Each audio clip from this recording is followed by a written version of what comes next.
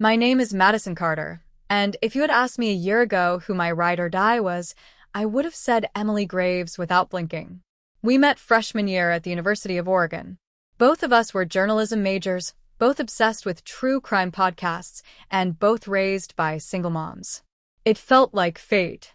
From pulling all-nighters for finals to sharing ramen noodles when rent drained our bank accounts, Emily and I were inseparable. When I landed my first big internship at Portland Weekly, she was the first one I called. She screamed louder than I did. Or so I thought. Looking back, I realized there were signs. Small ones. The way she'd go oddly quiet when I talked about my dreams. Or how she always managed to mention her connections in the industry right after I'd accomplished something. But I didn't see it then. I loved her like a sister. And when you love someone like that, you don't look for cracks in the glass. You just keep drinking. We even decided to move to New York together after college.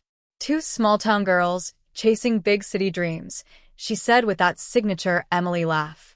We got a tiny two-bedroom in Brooklyn and shared everything, clothes, coffee pods, even dreams.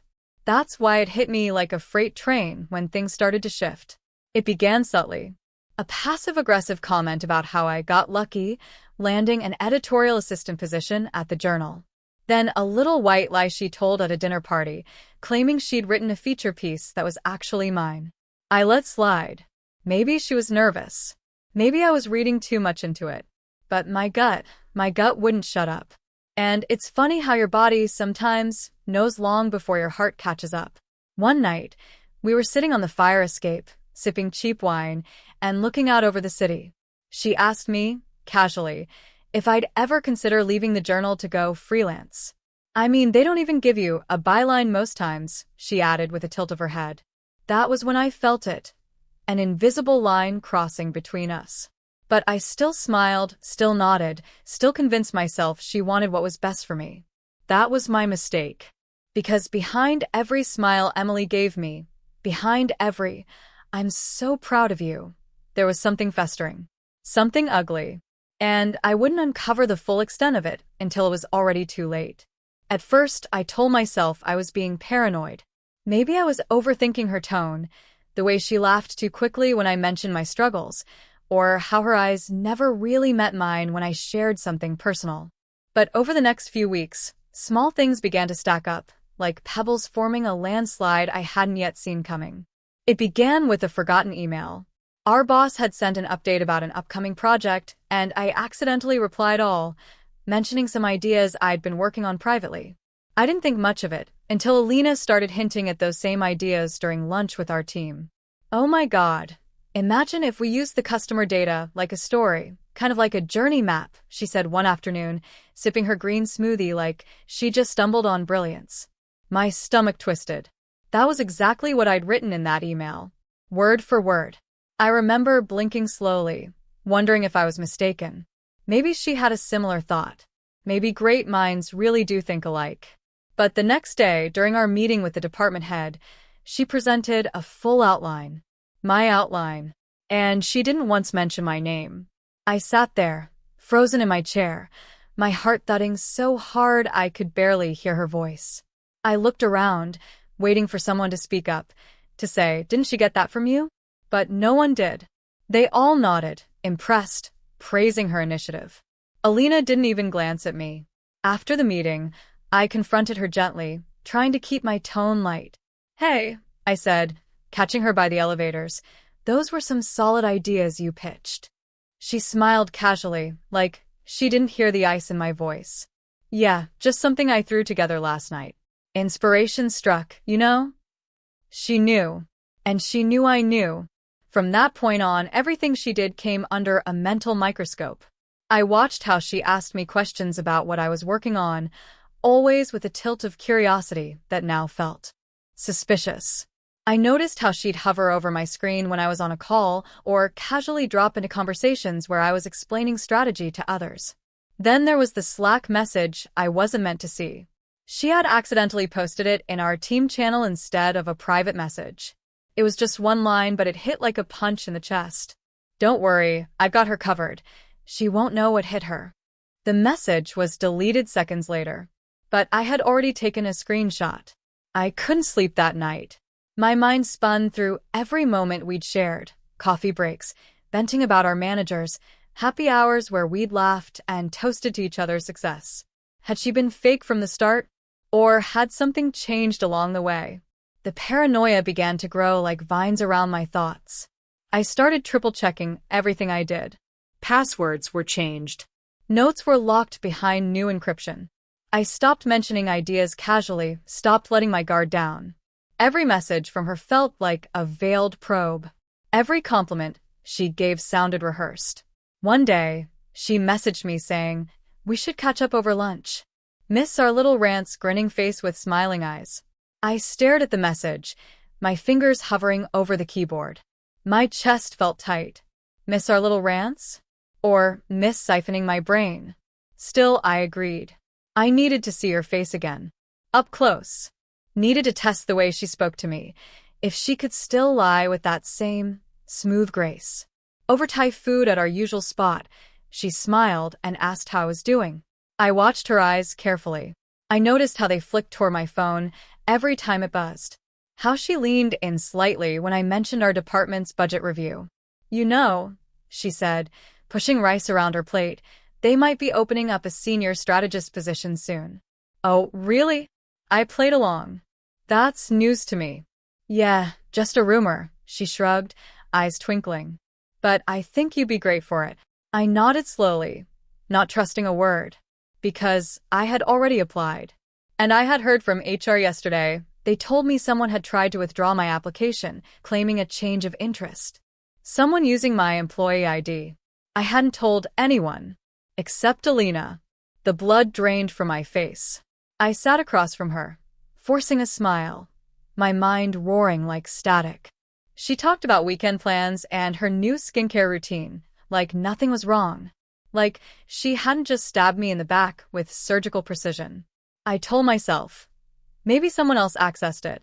Maybe there was a glitch. But deep down, I knew she had crossed a line. That night, I went back to work late. I needed to check something on the server, confirm a few logs. The building was nearly empty, the office lights casting long shadows. I typed with shaking hands, checking access records for the internal job portal. There it was. Accessed, 3:47 p.m., Alina Patel, via shared desktop IP. I sat back in my chair, my heartbeat slowing to a cold crawl. It was her. All the signs had been there. The message. The stolen ideas. The way she mirrored my energy only to twist it into something unrecognizable. I had trusted her. Defended her when others questioned her work ethic. I had treated her like a real friend. And she had been building a dagger with every conversation. The next morning, I walked into work with my face calm, my lips curved in the softest smile. But inside, I was boiling. I didn't know what I was going to do next. But I knew one thing. She thought I was naive. Thought I wouldn't notice. Thought she could manipulate, sabotage, and pretend it was all in my head. She was wrong. And she had no idea what was coming. I never expected it to unravel the way it did. But when it finally did, it didn't come as a scream or a sudden crash. It came like a whisper I wasn't supposed to hear. It was a Tuesday. I remember because I always made coffee for both of us before the team meeting. I had just placed her usual hazelnut latte on her desk when I realized I'd forgotten my notebook. As I turned back to grab it, I heard her laugh. Not the laugh she used with me, the kind that felt warm, like shared secrets over wine. This one was colder. It had edges. I know, right? She's so clueless. I mean, bless her heart, but she thinks this project is hers. The words floated out from her office. The door was slightly ajar. I froze, my hand still gripping the edge of the cubicle wall. My breath caught in my throat. I'm letting her do all the groundwork. Once it's polished, I'll pitch it to Darren myself. She won't even know. My ears burned. My pulse thudded in my neck. Was she talking about me? I inched closer, barely breathing. The other voice was unmistakably Darren's assistant. Melissa, I think. She was whispering something back, but my ears were only tuned to my friend. My supposed friend. I mean, I like her. I do. But let's be real. She's not a closer. She doesn't know how to finish strong. I'm doing her a favor, really. It was me. She was talking about me. The project I'd been pouring my soul into, the one we were supposed to co-present. She was planning to hijack it. I stumbled back before they noticed me and fled to the nearest bathroom stall. My hands trembled as I shut the door. My knees buckled, and I sat down hard, heart racing, breath shallow. I pressed my back to the cold tile and tried to think. She wasn't just a coworker. She wasn't just another colleague climbing the ladder. She was my friend. We'd cried together when my dog passed away. She came over with pizza when my boyfriend left. She had helped me pick my dress for my cousin's wedding. Or so I thought. Maybe it was all a performance. My thoughts spiraled. Every smile, every hug, every inside joke, they felt poison now. Manufactured. Tainted. I remember the time she had casually asked to peek at my proposal draft. I had trusted her so easily. She told me she loved my ideas, that I should let her smooth out the language. Had that been the first step? I felt sick. I stayed in that bathroom stall for 37 minutes. I know because I stared at the time on my phone, debating whether to walk back out there and act normal or confront her. But I didn't. Not yet. I dried my face, straightened my shirt, and stepped out like nothing happened. The office looked the same, but it felt foreign now. Alien. She smiled at me as I walked by. That same easy, breezy smile. And I smiled back. A little late. A little forced. But I did it. I needed time. I needed proof. That night, I couldn't sleep. I kept playing her words over and over in my mind. She's so clueless. She thinks this project is hers. Had she ever seen me as her equal? Or just someone to step over? The next morning, I walked into the office early. Earlier than usual. I checked our shared folder on the company drive. And there it was. The presentation, my presentation, cleaned up, slightly edited and renamed. Final pitch, Angela. Angela. Her name. Not mine.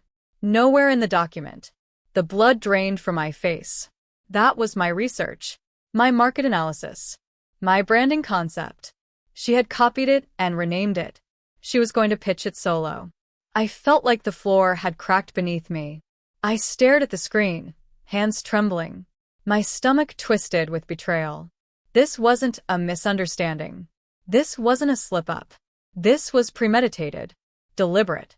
I printed the document and my original draft side by side. Highlighted everything. Annotated the dates. Compiled the emails and Slack messages where I had sent her the content. I wasn't just hurt now, I was angry. Not just at her. At myself. For letting her in. For defending her when others warned me. For sharing my dreams, my work, my energy, with someone who saw me as disposable. Later that day, I watched her walk into the meeting room with confidence, holding the printed version of my pitch. She caught my eye across the room and winked. Winked. I had to stop myself from walking up to her and tearing the document in half. But instead, I waited. I waited for her to start presenting. I waited for her to claim the ideas, the strategies, the insight. And when the time was right, I stood. I took a deep breath. I'm sorry to interrupt, I said, voice calm but piercing. But I'd like to clarify something before we continue. All eyes turned to me, including hers. What Angela is presenting, I continued, was originally my solo project. I have the drafts, the emails, the timestamps, and the backup logs to prove authorship. She was aware of this and offered to review it, not to steal it. A stunned silence. Angela's face went white. I handed copies of the documents to our manager, to Darren, to the department head. No shouting, no anger, just truth. Angela stammered. She tried to spin it, claimed it was a miscommunication, that she was helping me out. But no one bought it. The emails were clear. The intent was clearer. She didn't just stab me in the back. She smiled while doing it. And now, she had to live with the consequences. By the end of the day, she was removed from the project. HR was involved. I was formally credited and invited to present solo at the upcoming conference. But none of that erased the ache in my chest. The moment of truth hadn't just exposed her. It exposed me, my vulnerabilities, my need for approval, my blind trust. The mask she wore had cracked. But I was the one left wondering how long I'd been fooled. The real pain wasn't in losing a project. It was in realizing I never had a real friend to begin with. And as I sat at my desk, watching her pack her things into a box, I didn't feel victorious.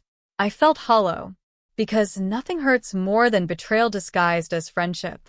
And that was the truth I never wanted to see. I didn't plan it. I didn't rehearse what I'd say. But when I saw her sitting there in the cafe, calm, scrolling through her phone as if the world wasn't burning, I knew I couldn't keep it all in anymore. I walked up, pulled out the chair across from her, and sat down without asking. Her eyes lifted slowly, like I was just another fan in the background noise of her perfect life. "Hey, wow, long time no see," she said, voice dripping with fake cheer. I didn't smile. I didn't say hi back. Instead, I leaned in and said, "I know what you did, Olivia." Her smile faltered for half a second, barely noticeable, but I caught it. The way her lips stiffened. The way her eyes darted before returning to mine. "I'm not sure what you mean," she replied, still trying to sound innocent. "Did what?" "You told the manager I was the one leaking the design files. You blamed me. You made it look like I sabotaged the entire pitch. Then you swooped in and took my job offer." Her silence said more than words ever could. I kept going, my voice steady despite the fire in my chest. "I thought we were friends. I helped you. I covered for you when you messed up. I stayed late when you forgot deadlines. I even gave you credit in meetings." She looked away, chewing her lip like it was suddenly hard to breathe. "I don't know what you're talking about," she said, but her voice was smaller now. Fragile. Less sure of itself. "Don't lie," I snapped. "You went through my files. You used my project template. You told HR that I was unstable after you stirred up those rumors. And you know what the worst part is? I kept waiting for you to admit it. To apologize. But you didn't." She rolled her eyes now, defensive, cornered. "This is business. It's not personal. Everyone's just trying to get ahead. Not everyone backstabs the people who trusted them." I paused, watching her face morph from guilt to something cold, calculating. "Fine," she said. "You want the truth?" "Yeah." I did it. I was tired of always being second. You got all the praise. Everyone liked you. I had to fight for scraps while you just smiled and floated through. I had to do something. I blinked. "So you destroyed me because I made it look easy?" Her laugh was bitter. "You wouldn't get it.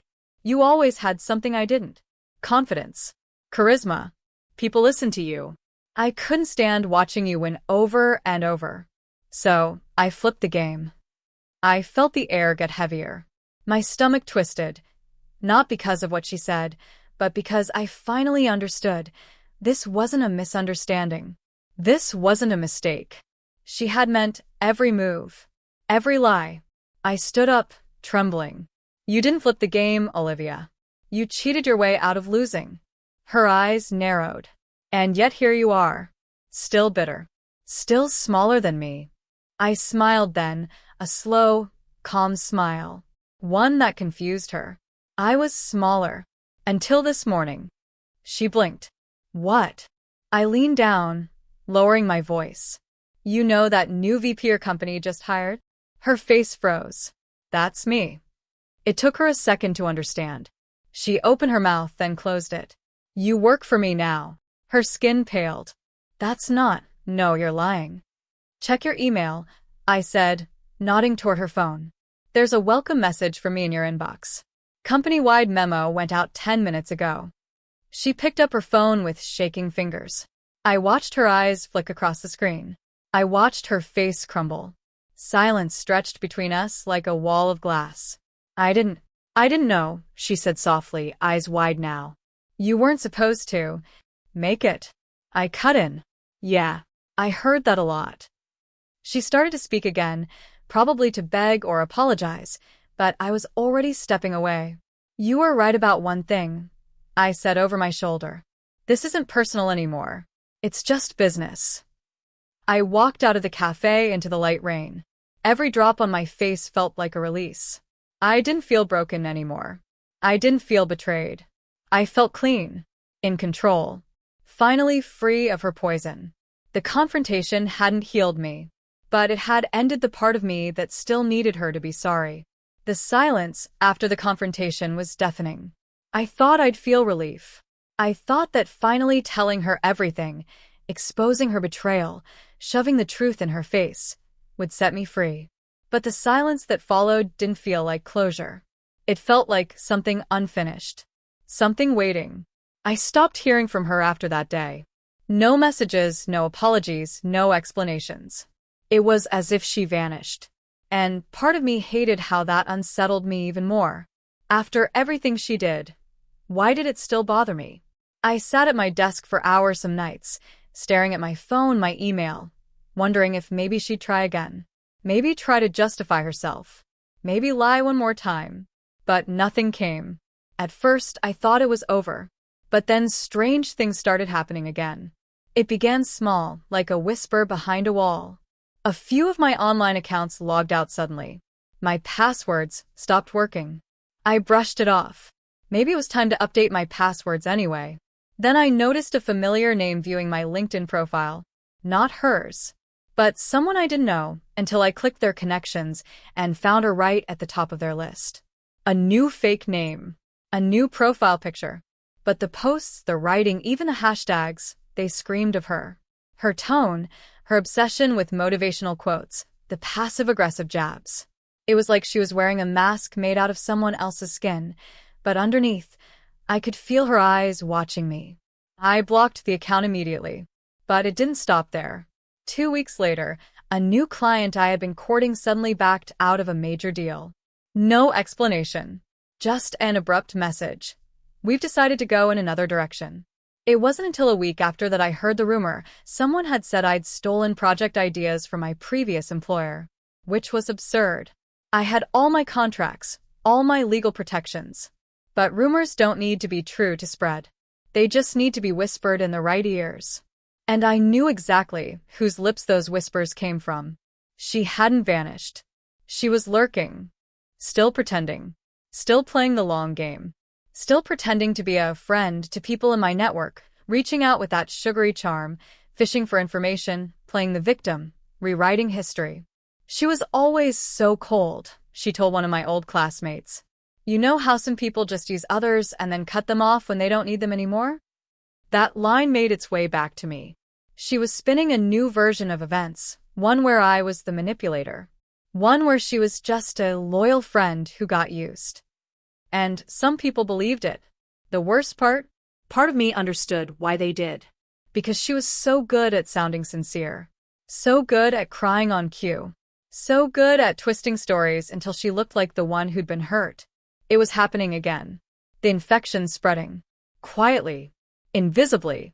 I started having panic attacks again. Just like back then, when I first suspected she wasn't who she claimed to be. I would lie awake, hearing her laugh in my head, that false kindness dripping like honey over poison. I started deleting people from my life, mutuals, old classmates, even a few colleagues. I locked my pages down. Stopped posting. Closed the windows to the world. And even then, I felt her watching. There was one night, I'll never forget it. I came home late from work, tired, drained. I walked into my apartment, and everything felt wrong. The air felt still. Too still. Like someone had just left. I checked every door, every lock. Nothing was broken. Nothing stolen. Except one thing. A photo I had on my dresser, me and her, back when I thought we were inseparable, was gone. Just gone. I know what you're thinking. Maybe it fell. Maybe I misplaced it. Maybe it got lost. But no. Because in its place, lying on the dresser in perfect alignment, was a tiny paper crane. Red. Folded with sharp precision. It was our inside joke back in college. Something she used to fold and leave in my notebooks with little notes inside. You got this. Keep flying. I believe in you. This one didn't have any words inside. Just a blank, blood-colored crane. I called the police. Filed a report. changed the locks, installed security cameras. They didn't find anything. No forced entry. No footage. But I knew. I felt it. She had been here. Not to steal. Not to vandalize. Not even to confront me. She just wanted me to know. She wanted me to feel her presence. Like a shadow I couldn't escape. Like the ghost of trust turned to rot. And it worked. I started breaking down emotionally. I stopped answering calls. I stopped going to events. I couldn't trust anyone. Not even myself. How could I let this happen again? How could I still let her control my life? But here's the twist. One night, when I hit my breaking point, I decided to finally look her up. Not on fake profiles. Not through rumors. I wanted to see her, really see her. And what I found shook me. She had spiraled. The real her. Jobless. Isolated. Her own family didn't speak to her. She was posting vague, cryptic messages on message boards, begging for help, talking about betrayal, talking about how people left her when she needed them most. The mask was cracking. And behind it, nothing. Just a hollow girl who didn't know who she was without someone to mimic or manipulate. She wasn't winning. She wasn't watching me from above. She was sinking, Grasping. clawing for relevance in a world that had moved on. And suddenly, I felt nothing. No rage. No panic. No fear. Just a cold, clear realization. She didn't destroy me. She tried. She bruised me. Scared me. Poisoned my trust. But she never won. Because here I was still standing, still breathing, still building a life. While she sat in the shadows, folding paper cranes and whispering to ghosts. And that was the final twist. Not some jump scare. Not some dramatic confrontation. Just the haunting truth that the real revenge was this. I moved on. And she never could. The last time I heard from her, it was an anonymous email. No name. No subject line. Just one sentence. You'll never be free of me. I didn't reply. I didn't panic. I just closed the tab, shut my laptop, and went for a walk.